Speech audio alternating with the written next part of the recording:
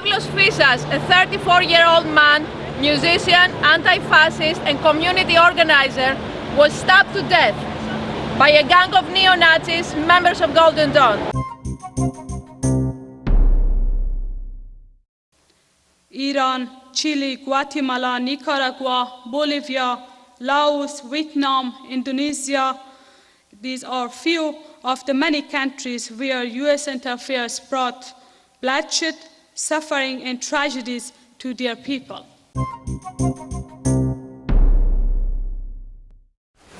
Hello, my name is Stanley Heller. Welcome to The Struggle. The Struggle is shown on 21 cable stations from Vermont to New York City, on the internet at thestruggle.org. As the Greek Depression continues, Greek neo-Nazis have been attacking and killing immigrants. In September, a group of the fascists surrounded a famous Greek rapper, chased him, and then one of them stabbed him to death. We have coverage of a protest in New York City by outraged Greek Americans. Supposedly, the Obama administration wants to bring the troops home from Afghanistan. In reality, the military wants to keep thousands of troops there indefinitely. There are talks going on with the warlord government of Afghanistan to do that just right now. All that's holding them up is a demand on the part of the U.S. that its U.S. troops never be allowed to go in front of an Afghan court, no matter what they might be accused of doing. No doubt the compliant Karzai regime will come to some agreement with the U.S. about this. The United National Anti-War Coalition sponsored a real Afghan hero on a speaking tour in the month of August. And we went up to Boston to record her talk. We begin near the Greek consulate in Manhattan, New York City.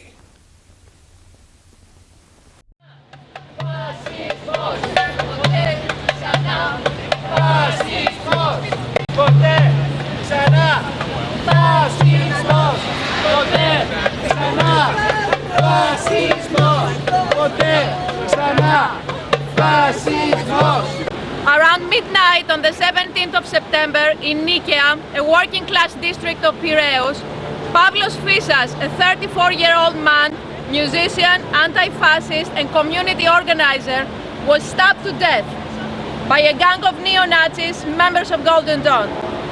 Now, based on eyewitness reports, Pavlos, along with a couple of his friends, were provoked, chased down the street, and assaulted by up to 25 or 30 neo-Nazi thugs. One of them pulled up in a car and stabbed Pavlos Fyssas 3 times, twice in the heart. The trauma suggested experience and murderous intent, according to the medical examiner, who actually said that yesterday's murderers have been training on the bodies of immigrants for 3 years. The man arrested for the murder, a Golden Dawn member, was known in the area for his participation precisely in these kinds of attacks.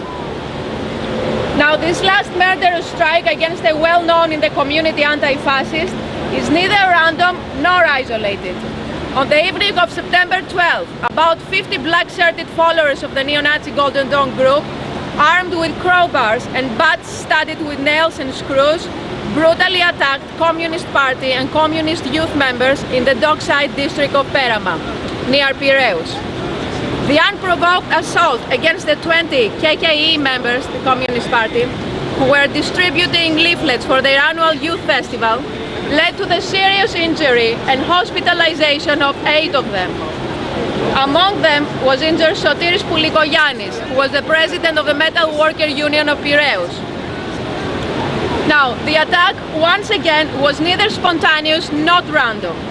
In a video taken on August 8, still available at the Golden Dawn official website, MPs of Golden Dawn promised to a gathering of Perama local workers who complained for losing jobs over the union's mobilization to violently put a stop to that kind of union organizing.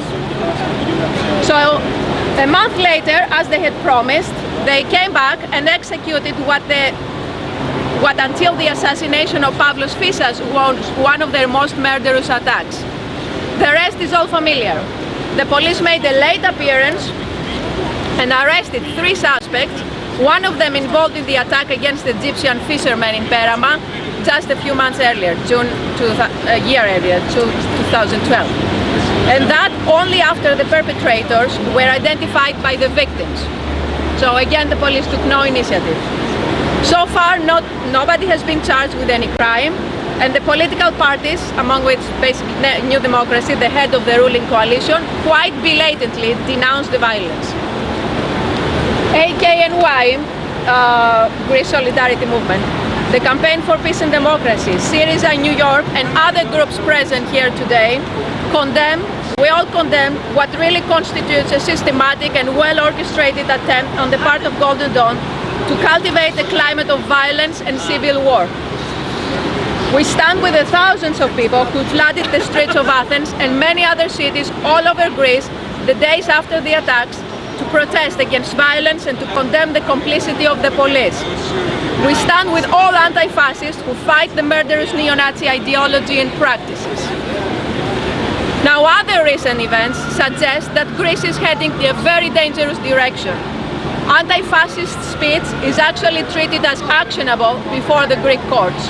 For instance, Savas Matsas, Secretary General of the Revolutionary Workers' Party, was sued by Golden Dawn members for what they call libellous defamation and incitement to violence and civil discord because of slogans chanted by the members of his political group during May 2009 during an anti-fascist protest.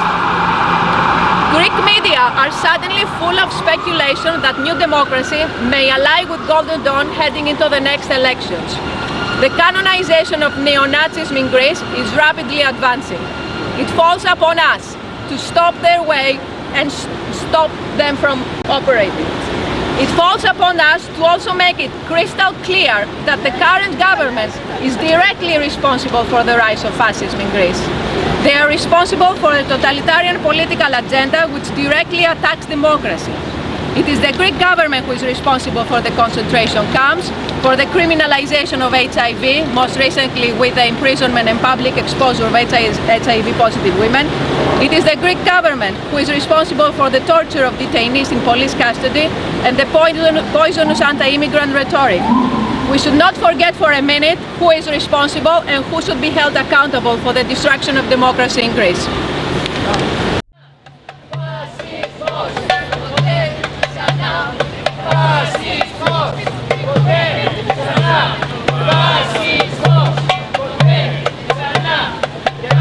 My name is Nicholas Levis. I am with AKNY Greek Solidarity Movement, as are many of you. Arisτερή Κίνηση Νέας Υόρκης, so we call it AKNY in English. We're here today specifically for, there are 2 particular reasons that bring us together today, as opposed to any other day and in this location. Right now, according to the schedule of the General Assembly, as of 5:30, the speaker in the General Assembly from the podium is Venizelos, who is the leader of the PASOK party in the government, the junior leader of the Greek government, and who is thus responsible for the policies of this government, which we are very much here to protest today. It is not only about Golden Dawn and the Nazis, it is about the government that has made this rise of the Nazis possible. Okay, 5 years ago, until 2012, for 30 years, Golden Dawn was a 0.5% party on the periphery of Greek politics. It was a joke. Nazis, they are openly Nazi in Greece. They take their precepts from German National Socialism. They'll say so, and then they will, in public, they'll want to sue people for calling them Nazis, but they are Nazis, okay? And last year, with the austerity and with years of protest already having brought nothing in terms of stopping this austerity program imposed by the Greek government in accordance with the European Union, the Troika, what happened is suddenly 7% voted for the Nazis. In Greece itself, the demonstrations have been huge. The government actually responded by arresting many of the members of the Greek Golden Dawn movement. But nobody thinks that that's the end of the story.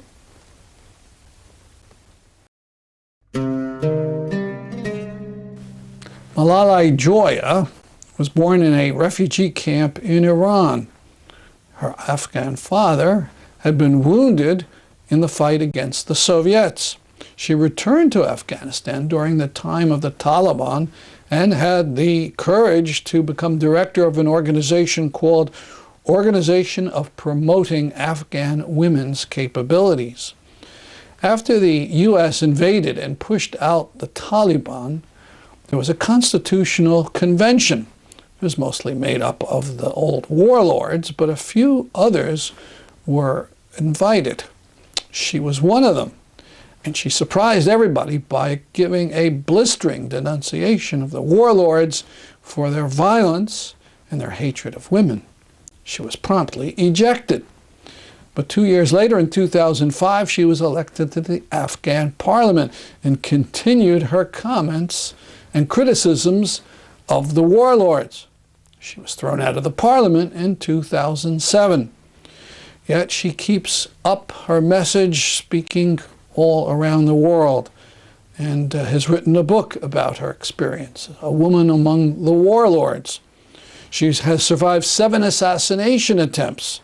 In 2010, Time magazine called her one of the 100 most influential women in the world. Listen to her comments about the foreign occupiers and fundamentalists. I would like to thank friends and supporters of the UNAC, United National Anti-War Coalition, and Afghan Women Mission who organized this event and gave me this opportunity to bring the message of suffering and oppressed people of Afghanistan to justice-loving people of the US. And I'm so honored that tonight I'm with dear Professor Noam Chomsky, as I believe who is one of the greatest personalities of the US, as he always raises his voice against injustice and warmongers, and a symbol of our struggle for freedom and democracy.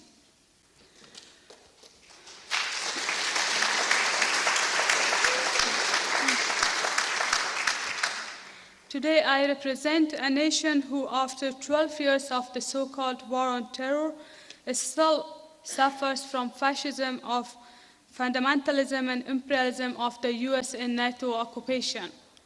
Besides condemning this disgusting war, I want to share the consequences of these sinister years with you, which were only more bloodshed, crimes, women's rights, human rights violations, looting of our resources, and changing of our country into a mafia state. During these bloody years, the occupation forces and terrorist groups have killed tens of thousands of innocent civilians. Widespread poverty, destitution, and injustice have made life torture for millions of Afghans. It is suffice to say that in the UN Human Development Index, Afghanistan is ranked at 125th position in the top list of most underdeveloped countries.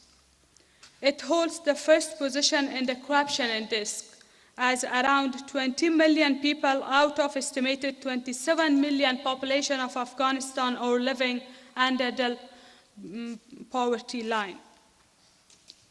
Under the US and NATO occupation, Afghanistan was changed to the world capital of narcotics, which produces more than 90% of the world opium.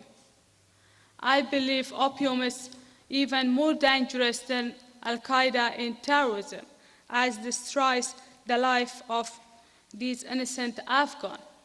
There is official report that around 2 million Afghans are addicted. Most of them are women and children.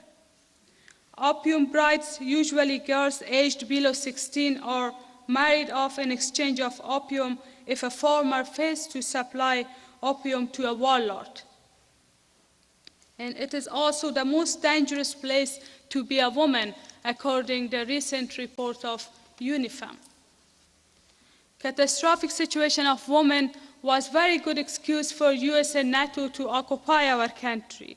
Although the Western media raised so much outcry about women's rights participation in the political life of Afghanistan, but they are lies. Over 80% of women face some sort of violences, but there is a complete of impunity for the perpetrators of such crimes. Even a woman MP named Nurzia Atmar, who had link with these warlords, she was forced to seek asylum from her abusing husband. Forced marriages, child brides, acid attacks, domestic violences, attack on schoolgirls, etc. are skyrocketing. Recently, 16-year-old Shakila was brutally raped by a member of the provincial council in Bamyan province. And 3 other parliamentarians partners in this crime in trying to forge the medical report of the rape girl. This is just the tip of the iceberg that I shared with you now, but such issues hardly reach the mainstream media because these misogynist criminals kill, kidnap, or threaten to death any journalist who reports such incidents. The US and its allies killed thousands of innocent people under the name of so-called war on terror or fighting against Taliban. But now, US officials and other Western governments, they officially, publicly, shamelessly, they confess that Taliban are not their enemies. And that's true. As at least this 10 years, I was saying on behalf of my people to justice-loving people around the world that Taliban, warlords, all of these drug laws, terrorists are product of the White House, and they are only the enemies of Afghan people, not their foreign master. And now, under the name of national peace reconciliation, going to negotiate with Taliban and bring these terrorists of the Stone Age in power too. Even they opened an office for them in Qatar. I believe that peace can never come through the sworn enemies of peace. The way we witness the rule of these Northern Alliance warlords who are brother in creed of the Taliban. Such kind of so-called peace is more dangerous than the current war. Peace without justice and independence is meaningless, and our people first demand for justice. Justice for the blind suicide bombing of the US occupation forces and barbaric jihadis and Taliban who killed their dear ones. Right now, the US and NATO only want a peace for themselves and the expense of putting our people to more disasters through empowering of these terrorists, drug lords, and looters of Afghanistan. And now, US and NATO tell us that they will leave Afghanistan by mid of 2014. It's also another big lie. The people of the world need to know that US and NATO countries are there because of their own strategic, regional, economic, and political interests. As right now, they are working to create at least 9 major military bases in my country to change it into its command base in Asia. Even if they are mobilizing the Afghan army and police, it is just to use them as cannon fodders to decrease the number of their own soldier casualties. And I think itself is enough to show the hypocrisy of the US government. From one hand, they are talking about the withdrawal of their troops, but from another hand, they are talking about US permanent military bases there. Just few thousands of troops they will withdraw to deceive the justice-loving people of the US and around the world. As long as there is US military presence in Afghanistan, we have no independence. In a country which has no independence, talking about democracy, women's rights, human rights, justice is a ridiculous joke. I believe that the only solution for the catastrophic situation of Afghanistan is the withdrawal of all of these troops as soon as possible.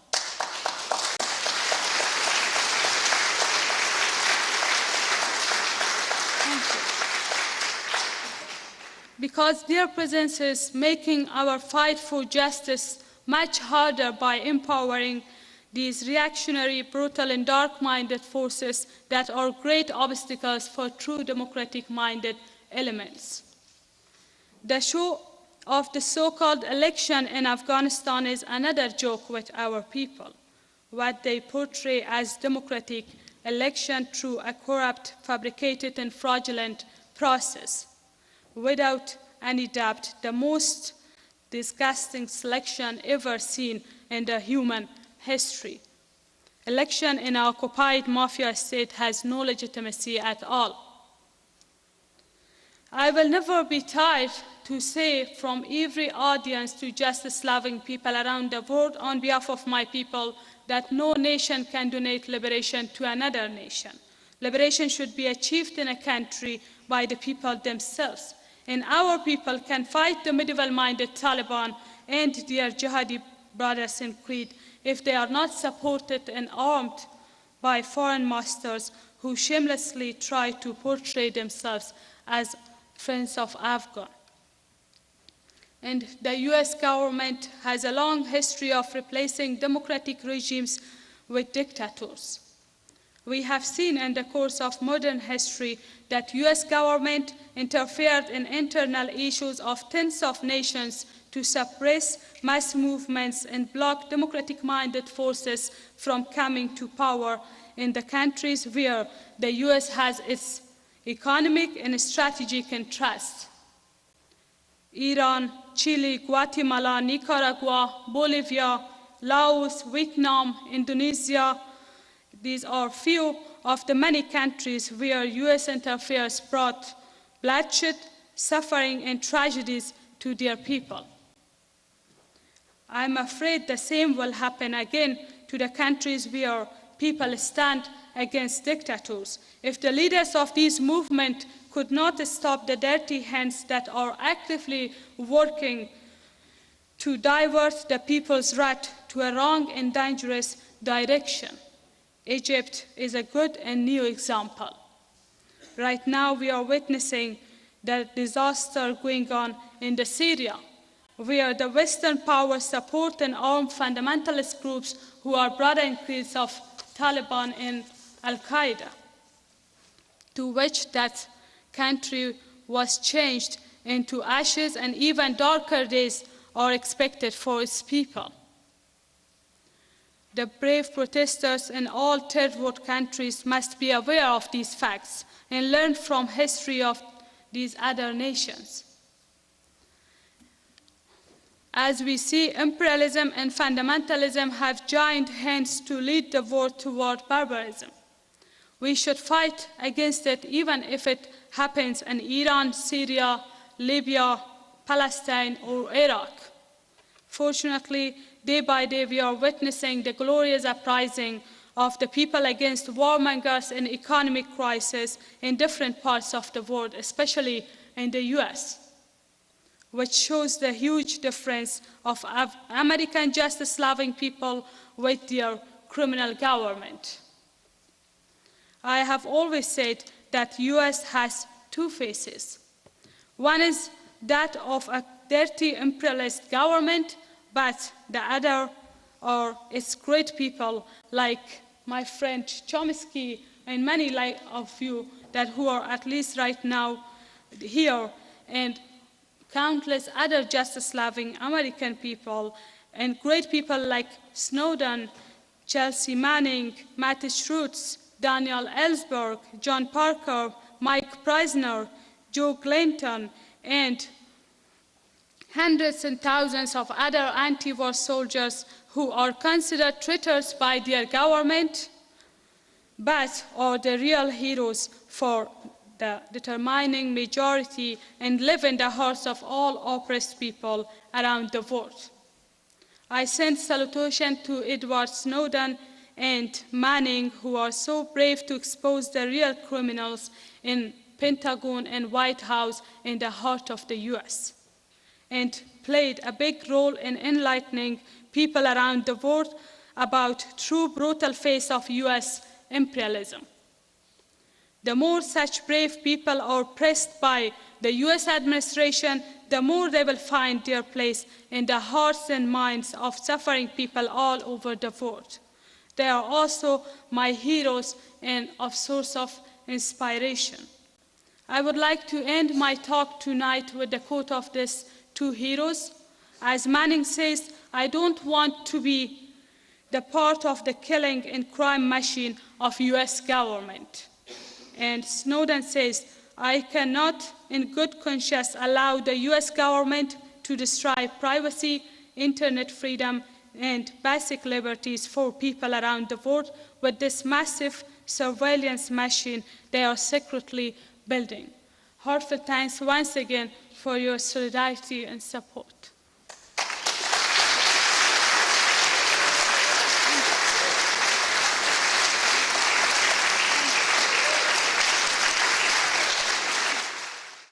Next week, the warm-up speaker from Malalai Joya, the world-famous activist Noam Chomsky. Here's a little bit of his comments. The 1990s were a very interesting period of American history and, in fact, general intellectual history. There has never been a period, to my knowledge, of such effusive praise for the magnificence of any state on the part of the most respected intellectuals, respected figures. So, to give you, if you're anywhere in the New Haven area on November 7th, be sure to attend the talk given by noted TV personality Phil Donahue. It'll accompany the movie he produced, Body of War, about what happened to a U.S. soldier in Iraq. Very dramatic, very sad. That's our program for today. See you next week at this time. I'm Stanley Heller, and this is The Struggle.